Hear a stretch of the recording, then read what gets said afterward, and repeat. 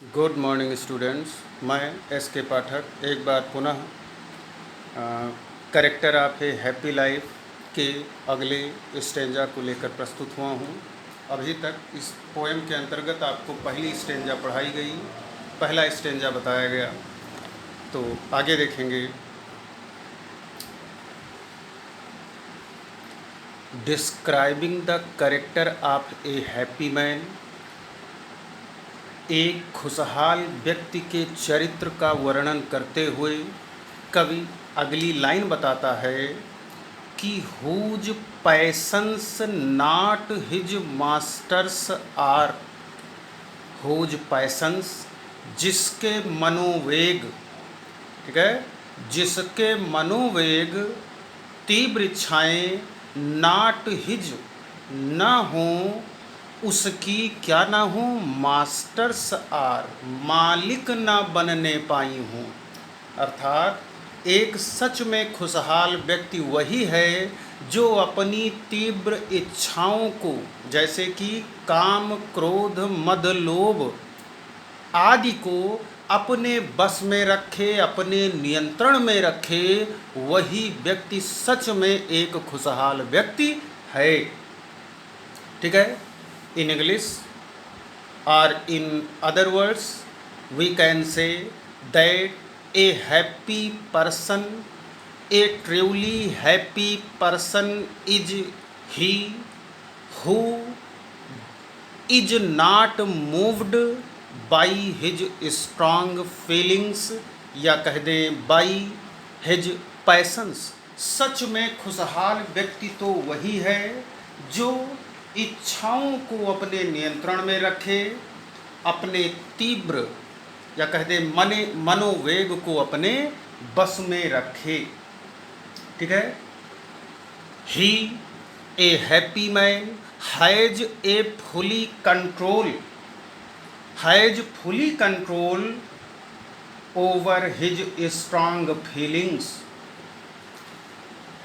ठीक है। एक खुशहाल व्यक्ति अपनी तीव्र इच्छाओं को, काम, क्रोध, मद, लोभ, गुस्सा, लालच, ईर्ष्या, इन सारी चीज़ों को अपने बस में, अपने अंडर कंट्रोल रखता है।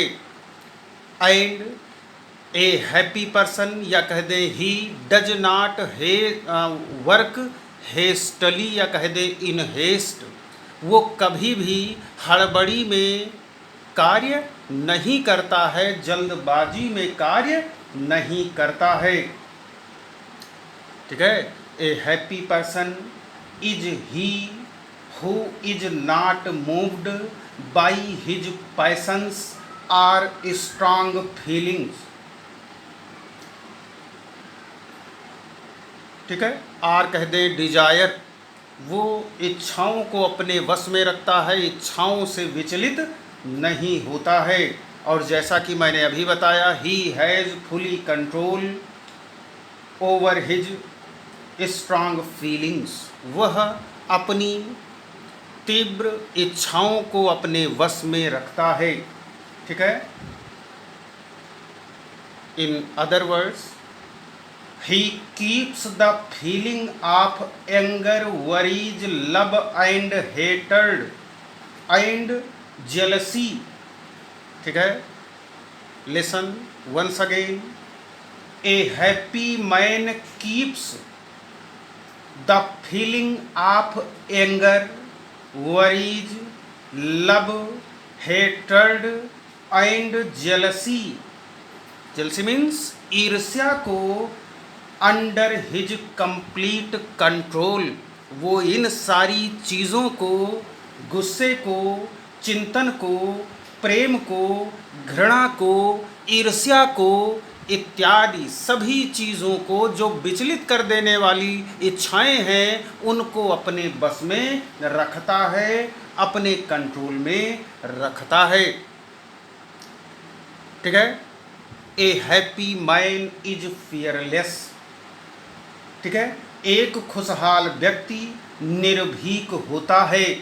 He does not believe in tricks. ठीक है। उसे चालबाजी में विश्वास नहीं होता है। वो चालबाजी या कह दे गुस्सा, मोहब्बत, इन सारी चीज़ों को वो अपने बस में रखता है। जो माया है इनको वो अपने बस में रखता है। और इसलिए आगे बताया गया, whose soul is still prepared for death. Whose माने जिसकी, सोल माने कह दें आत्मा, इज स्टिल मीन्स होता है अभी भी, यहाँ कहेंगे हमेशा, प्रिपेयर्ड माने तैयार होती है, फॉर डेथ मृत्यु के लिए। It means a happy person leads an honest life. ठीक है, एक खुशहाल व्यक्ति एक ईमानदार जीवन व्यतीत करता है। और कह दें कि his life is pure and faultless. उसकी जिंदगी शुद्ध और गलतियों से मुक्त होती है, वो अपराध करता नहीं है। So he is ready to sacrifice himself. इसलिए वो अपने आप को न्यौछावर कर देने के लिए हमेशा तैयार रहता है, for a noble deed, for a great work. ठीक है, the life of a happy person is pure and faultless.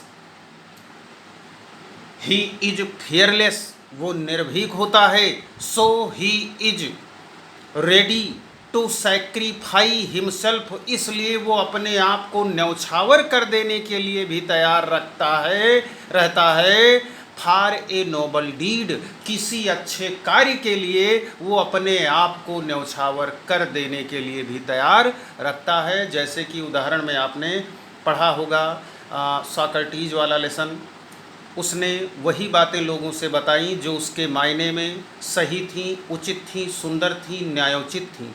इसलिए अपनी बातों के लिए, ठीक है, अपने सिद्धांतों के लिए वो मर जाने को भी तैयार था, लेकिन गलत बात बताने को तैयार नहीं था।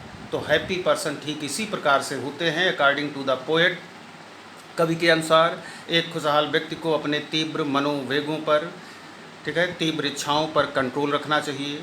एक खुशहाल व्यक्ति हड़बड़ी में कार्य नहीं करता है, जल्दबाजी में कार्य नहीं करता है, उसका जीवन शुद्ध और दोष मुक्त होता है। इसलिए वो अपने आप को किसी भी अच्छे कार्य के लिए न्यौछावर करने के लिए तैयार रहता है या रखता है, वो मृत्यु से डरता नहीं है। ठीक है, अगली लाइन देखेंगे। अनटाइड, टाई मीन्स होता है बांधना, अनटाइड माने खोल लिया हो, मुक्त कर लिया हो। Unto the word with care, ठीक है, वर्ड विद केयर, संसार से आज़ाद कर लिया हो, विद केयर परिपरवाह से। अर्थात सच में खुशहाल व्यक्ति वही है जो संसार की सांसारिक घटनाओं की चिंता न करे, बेपरवाह रहे, इन सारी चीज़ों का चिंतन ना करे। और भाई स्वाभाविक है, अगर वो चिंतन करेगा तो फिर खुशहाल कैसे रह पाएगा। तो एक सच में खुशहाल व्यक्ति को दुनियादारी से कोई मतलब नहीं होता है, वह संसार की चिंता नहीं करता है। ठीक है, तो इस लाइन में हम कह सकते हैं इन अदर वर्ड कि a truly happy person does not care of the worldly incidents. वो सांसारिक घटनाओं के बारे में, एक खुशहाल व्यक्ति सांसारिक घटनाओं के बारे में चिंतन नहीं करता है, संसार की चिंताओं के विषय में वो क्या कहते हैं मनन नहीं करता है, वो बिल्कुल इन सारी चीज़ों से मुक्त रहता है।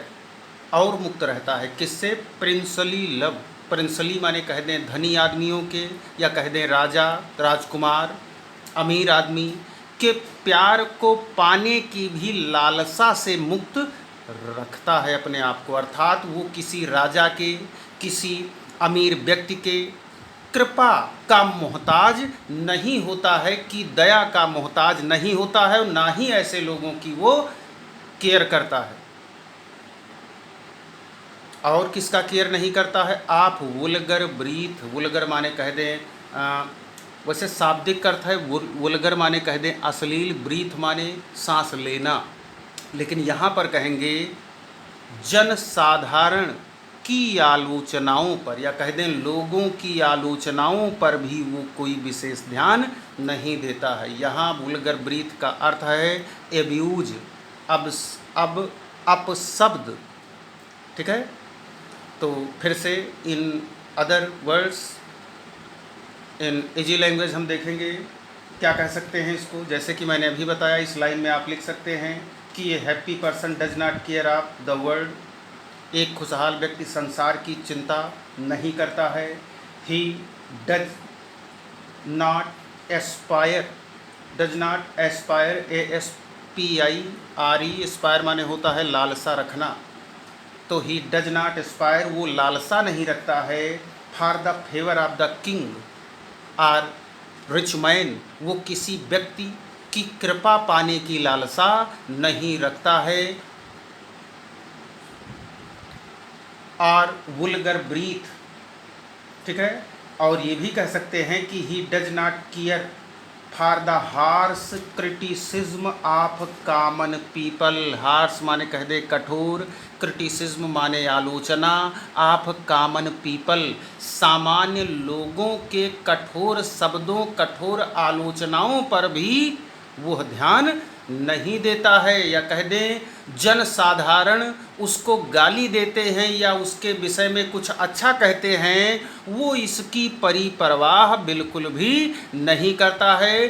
कोई उसे अच्छा कहे या न कहे, उसे जो अच्छा लगता है वह कार्य वो करता रहता है। दुनिया को चाहे वो चीज़ पसंद आए और चाहे पसंद ना आए, ठीक है। ऐसे हम कह सकते हैं इसको। तो ये truly happy person does not care of the world.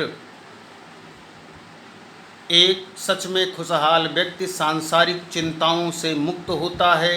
He does not care to get the favour of a king और ए रिच मैन, वह किसी अमीर व्यक्ति या राजा के कृपा को पाने की लालसा नहीं रखता है। इट मीन्स हम कह सकते हैं कि ही डज नॉट लाइक फ्लैटरी, उसे चापलूसी पसंद नहीं होती है और इसलिए वो किसी राजा, किसी अमीर व्यक्ति की चापलूसी से मुक्त होता है। उनकी कृपा पाने की लालसा बिल्कुल भी नहीं रखता है और जन साधारण की आलोचनाओं से भी एक सच में खुशहाल व्यक्ति अपने आप को आज़ाद रखता है। एक बार फिर से लाइन सुन लेंगे कि a happy person does not care of the world, he does not aspire, या कह दे he does not wish to get the favour of a king और a rich man, he does not want to get the favour, या कह दें the grace of a king और rich man, he does not care for harsh criticism of common people, वो जन साधारण के कठोर आलोचनाओं पर भी ध्यान नहीं देता है। या in other words he does not flatter the king, ठीक है। He does not flatter the king and he does not care the opinion of common people, he does not care the opinion of common people, वो सामान्य लोगों की विचारधाराओं को भी तवज्जो नहीं देता है, ना ही उसकी परवाह करता है। A truly happy person does the work which he likes to be right और प्रॉपर, एक खुशहाल व्यक्ति उसी कार्य को करता है जो उसे सही लगता हो, उचित लगता हो। And such a person really leads a happy life, और इस तरह का ये खुशहाल व्यक्ति हमेशा खुशहाल ज़िंदगी व्यतीत करता है, ठीक है। अब ये पैराग्राफ भी तैयार करें, ये स्टेंजा भी तैयार करें।